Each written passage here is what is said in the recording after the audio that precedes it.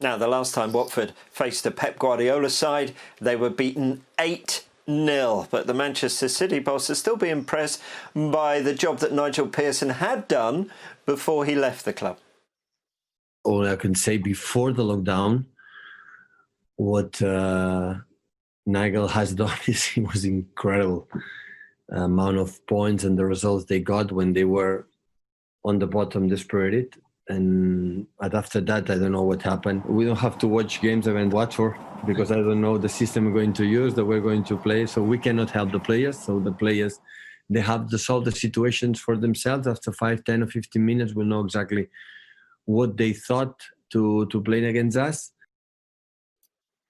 Interesting to hear what Pep Guardiola was saying there, Kevin. Actually, it's a little venture into the unknown. They don't know how Hayden Mullins is going to set them up, but do you get the feeling that this City side, whatever is thrown at them by Watford tonight, will still be too powerful for them?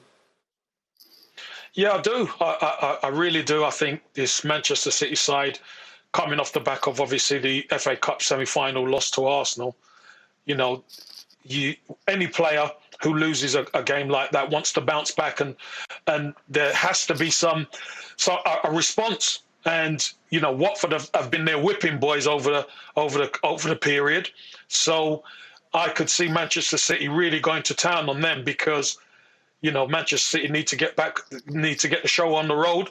Obviously, they've got a Champions League campaign to get back to as well. So they need some momentum. Yeah, I hear it often said on this show, Danny, that you can't turn form on and off. So how much does Pep Guardiola use those Champions League games as incentive for his players to perform in this one? The problem for Watford is that it doesn't have to be at form for Manchester City. They have some exceptional players in their side. And when they're on it, like we saw at the Etihad, you know, when they won 8-0, that could have easily been 15-0. You know, they were sensational that day. They missed so many chances. I think Aguero could have easily scored 5. He missed 2 or 3 absolute sitters in that game. So form is almost irrelevant for Manchester City when you have so much quality, because it only takes a couple of them to really turn it on. And before you know it, you're 3-4-0 down. It's going to be so difficult. But of course, the Champions League is the ultimate for Manchester City. And I think Guardiola will be saying, look, we've got big games coming up. You know, if you want to be in the team, if you want to play in these big games that you all say you do, you've got to go out and perform, and you've got to go out and show it. How much, though, Kevin, did the Arsenal defeat perhaps sow a few seeds of doubt amongst those City players? I don't think it did, to be honest, Rob. I think that they performed pretty well. They just didn't have their shooting boots on the day, and Arsenal defended.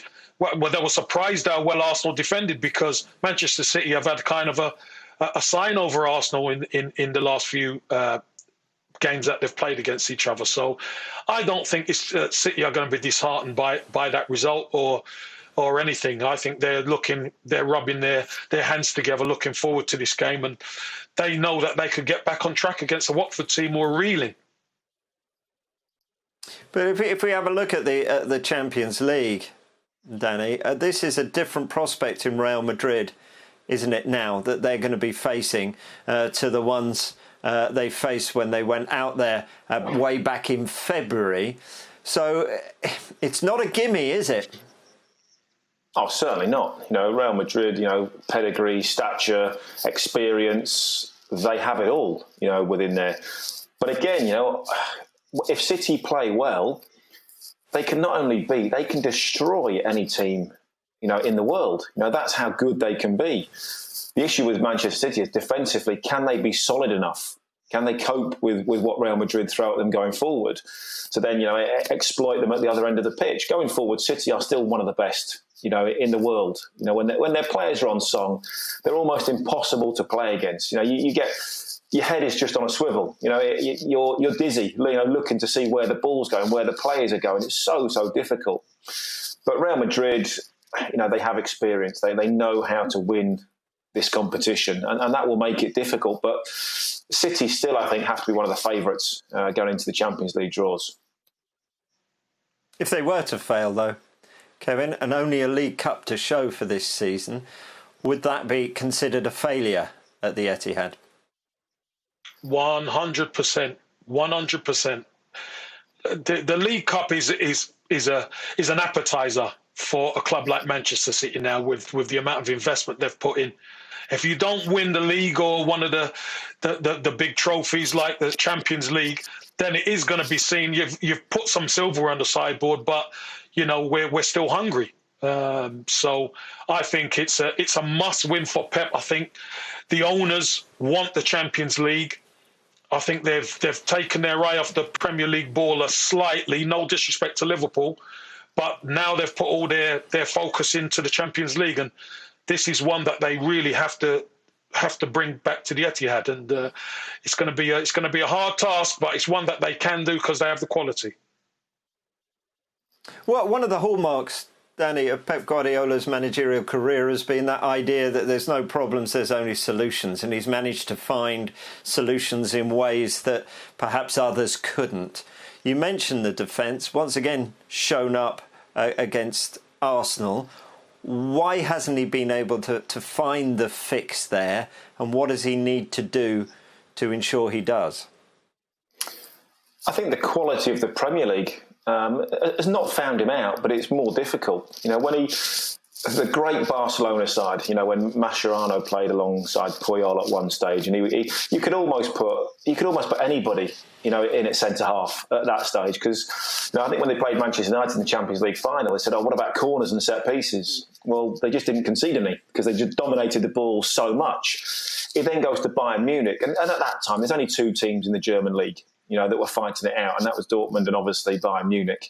And again, they dominated possession all the time, and they were on top all the time. He didn't have to worry too much about defending. It's like, well, we just keep the ball better. You can't do that in the Premier League because there are dangerous teams, right at the bottom of the table. From Burnley, Watford, Sheffield United, they all have quality and different attributes that they can beat you on any given day. That doesn't really happen in Germany. That doesn't really happen in Spain all too often. And I think sometimes, because of that lack of investment last summer, the poor injury, City have lost 9 games in the Premier League this season. That's way off the pace. They've only been able to sort of cling on to second, if you like, because their attack has been so good and they've scored more goals than anybody else. But defensively, they've been woeful at times.